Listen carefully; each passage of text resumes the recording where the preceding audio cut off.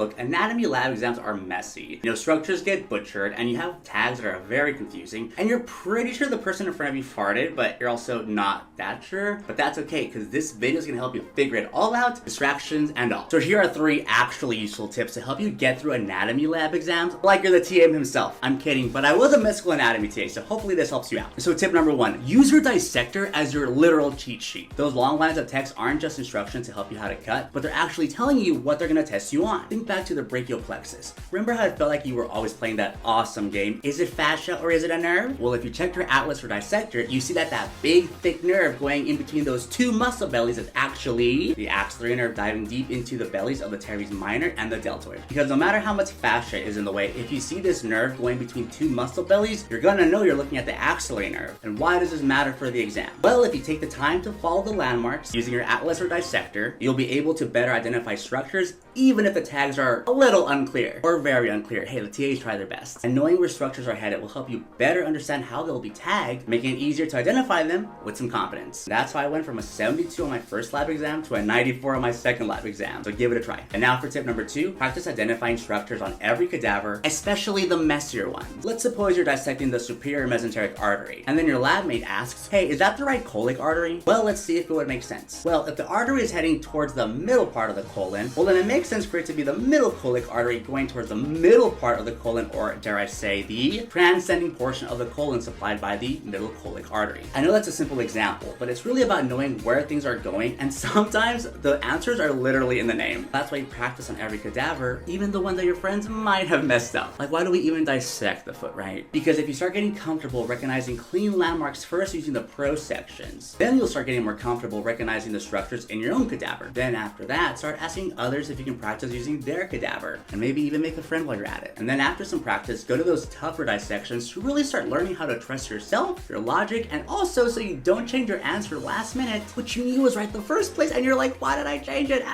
And that's also how I went from a 72 on the first lab exam to a 94 on my second lab exam, and also how I made my best friends. And now for tip number 3, check the surrounding structures during the lab exam and don't just focus on the tag. And what do I mean by that? Well, let's say you're in your lab exam and you're going to the next station, and then you see your old best friend, the brachial plexus. Don't worry, it's friendly. And you have some choices such as the radial nerve, the ulnar nerve, and the axillary nerve, and you're like, what do I even choose? Well, let's slow down, chill out, and see where we're at first. Well, we're in the shoulder, and you see that the tag structure is going deep towards the deltoid, and you start thinking, well, let's go from top to bottom with the ulnar nerve first. So you know that the ulnar nerve should be going down the medial aspect of the forearm, and you know that its functions are also down there. Then you start thinking, well, why would it make sense to tag it there if it's not even that important there? And you think, no. Then we go to the radial nerve next, and we think, well, it supplies the posterior aspect of the forearm, so it might make sense for it to be diving down to go that way, but you also know its main functions are at the posterior aspect of the forearm, so it wouldn't make that much sense to tag it near the axilla, therefore a soft cross out. Then we go to our last option, the axillary nerve. Well, apart from it being in the name, you know it's supposed to be going down deep towards the deltoid as it passes the quadrangular space. And even if you didn't know that, well, you know it's more important near the axilla, and you know it makes more sense than the other options, and you know it's in the freaking name, and odds are we chose the right answer. And why does it matter for the exam?